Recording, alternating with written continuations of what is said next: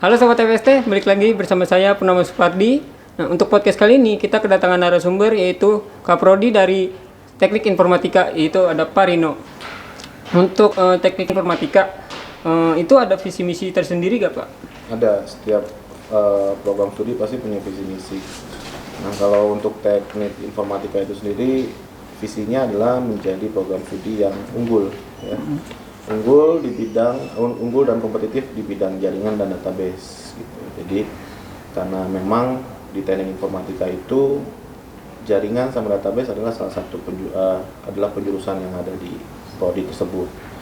Kemudian dari visi misinya yang pasti untuk mencapai visi biasanya kita menjalankan misi. Nah, misinya adalah yang pertama menyelenggarakan pendidikan, ya, yang pasti harus sesuai dengan kurikulum yang bisa dipergunakan nanti di dalam dunia kerja. Kemudian yang kedua adalah karena dosen itu dan mahasiswa tidak hanya belajar tapi juga ada sisi yang lain, yaitu salah satunya adalah melaksanakan penelitian, ya. Penelitian ini maksudnya mencari kira-kira apa yang bisa ditemukan atau yang bisa dikembangkan di kemudian hari dengan menggunakan bidang ilmu yang kita miliki. Terus yang ketiga, melaksanakan pengabdian masyarakat, ya, yang diharapkan ilmu yang kita terima itu, yang kita dapat bisa digunakan untuk masyarakat luas yang memang bisa dikembangkan lagi gitu, sehingga mereka bisa lebih berkembang lagi, bisa lebih memiliki tambahan ilmu yang lainnya. Nah, tadi kan Bapak udah sebutin ada 2 penjurusan, ada jaringan dan database. Nah, mungkin ada nggak kayak perbedaan tersendiri dari kedua jurusan itu? Oh ya, pasti beda. 2 penjurusan itu kenapa kami pilih? Karena saya melihat di kedepannya bahwa di dunia teknik itu maupun dunia informatika, bidang jaringan sama bidang database pasti akan selalu digunakan. Jadi nggak bakalan, istilahnya nggak ada matinya lah, ya. Hari gini ya, next kedepannya juga siapa sih nggak butuh jaringan, ya. Pasti butuh. Dan semua juga udah pasti ada mempergunakan basis data. Nah, kalau dari sisi perbedaannya tadi udah jelas. Kalau jaringan kita lebih ke arah jaringan, kalau arah database berarti kita lebih ke pengolahan data. Nah, jaringan itu sendiri pun kami lebih tujuannya untuk manajemen jaringan, mengelola jaringan gitu ya. Kemudian kalau database-nya lebih ke arah pengolahan data, nanti bisa ke arah data mining, data science, ya, hingga mungkin yang paling besar ya ada big data. Nah, kalau untuk teknik informatika nih Pak, ada nggak sih keunggulan tersendiri mungkin kayak untuk maba-maba ya, terutama itu yang belum tahu teknik informatika kayak gimana, mungkin Bapak bisa menjelaskan keunggulannya gitu. Oke, kalau keunggulan yang pertama, teknik informatika adalah salah satu prodi terbesar yang ada di FST. Yang kedua, teknik informatika ini punya tadi ya, penjurusannya jaringan dan database.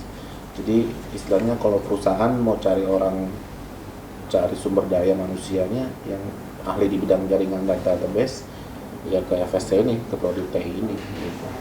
Kemudian keunggulan yang lain, prodi ini sudah akreditasi B, ya, dengan predikat B. Jadi biasanya untuk mahasiswa atau yang nanti sudah lulus, ya, itu bisa melanjutkan ke menjadi pegawai negeri sipil. Nah, untuk Bapak sendiri nih, ada nggak sih saran dan masukan untuk para mahasiswa baru gitu? Saran untuk mahasiswa baru ya. Jadi kalau saran saya sih gini, ya, yang namanya kuliah sebetulnya di mana aja. Iya. Mau di kampus yang bagus, yang udah punya nama, yang terkenal, atau yang belum pun sebetulnya sama aja, tergantung dari mahasiswanya itu sendiri. Kemudian yang kedua adalah kenapa harus kuliah ya. Karena buat menurut pandangan saya sendiri, kalau orang yang memiliki pengetahuan lebih ya, artinya dia bisa punya kemampuan yang lebih juga. Nah, itu yang diharapkan. Nah, terus untuk mahasiswa baru ya memang sekarang kita lagi sama-sama susah nih ya. Baik dari sisi finansial maupun dari sisi yang lain gitu. Tapi saran saya ya jangan sampai itu menghambat tingkat pendidikan kalian gitu. Ya, jangan sampai itu juga menghambat keinginan kalian untuk belajar, karena buat hari ini ya untuk menyikapi pandemi ini ya kita bisa masih dengan cara online gitu ya. Kemudian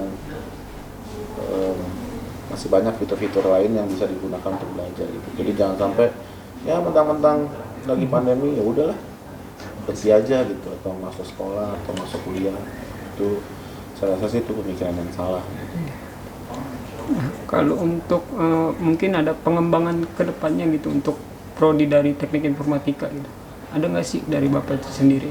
Ya pengembangan pasti ada. Yang pengembangan yang saya inginkan itu sebetulnya bukan cuma pengembangan dari sisi prodinya juga ya, tapi pengembangan juga dari sisi mahasiswanya.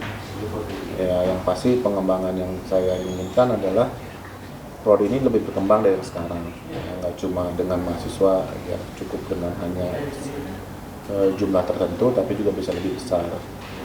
Yang kedua, kami juga ingin mengembangkan prodi ini bisa bekerja sama lebih banyak lagi dengan perusahaan lain, sehingga lulusan-lulusan dari prodi ini bisa langsung kerja gitu, punya partnership ya. Kemudian dari sisi pelajaran juga ya, kayak jaringan atau database, saya punya planning untuk menggandeng perusahaan-perusahaan besar ya, untuk ya mungkin sebagai penyedia sarana gitu ya, kayak contoh labnya lah atau PC-nya gitu.